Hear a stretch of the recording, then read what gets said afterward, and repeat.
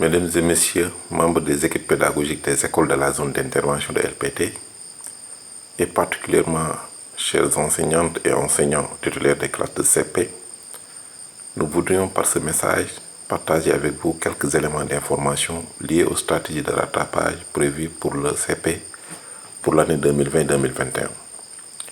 De plus amples informations sur ce sujet sont déjà livrées dans la fiche technique dédiée au CP et remise à chaque école. Pourquoi devons-nous mettre en œuvre des stratégies de rattrapage au CP cette année? Comme vous le savez, en 2019-2020, les élèves du CP ont eu une année scolaire inachevée à cause de la fermeture des classes décidée par le ministère de l'Éducation nationale après la survenue de la pandémie de la COVID-19. Afin de compenser le déficit d'apprentissage ainsi occasionné, Lecture pour tous a mis au point des stratégies de rattrapage pour amener les élèves de CP à d'abord maîtriser les compétences essentielles en lecture au CI. Quelles sont alors les grandes lignes de la stratégie globale de rattrapage retenue au CP?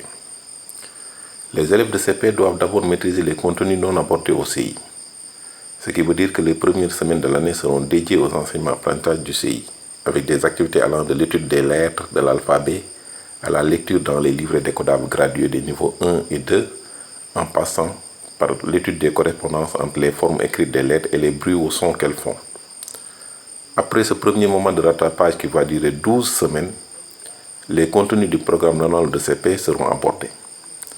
Afin de vous permettre d'enseigner tous les contenus essentiels de CI et de CP avant la fin de l'année, une progression vous est proposée avec la précision à chaque fois des étapes de leçons et des contenus à considérer. Vous vous demandez peut-être comment vous allez pouvoir mettre en œuvre la stratégie de rattrapage. La progression proposée dans la fiche technique du CP vous aidera à adopter la bonne temporalité et le bon rythme de mise en œuvre des enseignements apprentissages. Vous allez voir certainement que parfois les contenus enseignés proposés dans la progression diffèrent de ceux indiqués dans le guide de l'enseignant. Par exemple, vous allez voir que vous devez enseigner de nouveaux contenus les vendredis, tandis que dans le guide de l'enseignant, ce devait être une journée de révision. Ne soyez pas inquiétés par ces différences et suivez la progression indiquée qui a été mise au point par des spécialistes et qui vous permettra à coup sûr de faire un bon rattrapage. À présent, un dernier mot sur l'apprentissage des lettres de l'alphabet. Il est essentiel de se rappeler l'importance d'apprendre toutes les lettres de l'alphabet au CI. En effet, il est important que tous les élèves connaissent toutes les lettres sons de la langue s'ils veulent avoir une lecture fluide. Par conséquent, la révision de l'alphabet est incluse dans toutes les leçons des 3 premières semaines de rattrapage au CP. Vous devez ainsi fournir un soutien supplémentaire à tous vos élèves qui éprouvent des difficultés dans la maîtrise des contenus liés aux lettres sons.